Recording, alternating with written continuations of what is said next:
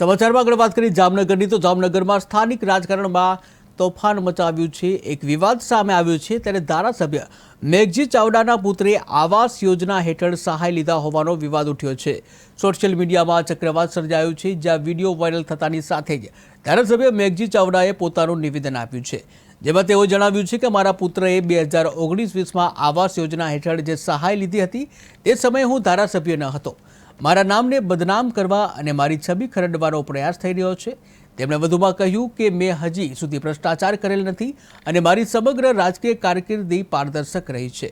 આ નિવેદન આપ્યું છતાં પણ વિવાદ શમતો નથી। વિપક્ષ તેમજ કેટલાક સ્થાનિક આગેવાનોના મતે સરકારી યોજનાઓનો લાભ કોઈ ધારાસભ્યના પરિવારજનને મેળવવો એ આવાસ યોજનાના આત્મા સામે છે।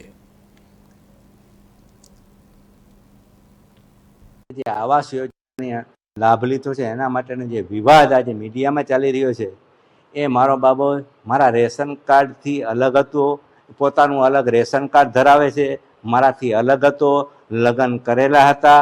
2019-20ની અંદર એને ફોર્મ ભરી અને આ યોજનાના લાભ માટે પોતે એપ્લાય થયો હતો અને હું જ્યારે ધારાસભ્ય 2022ના 12મા મહિનામાં થયો, હું ધારાસભ્ય નહોતો ત્યારે આ આવાસ યોજનાનો એમને લાભ લીધો હતો।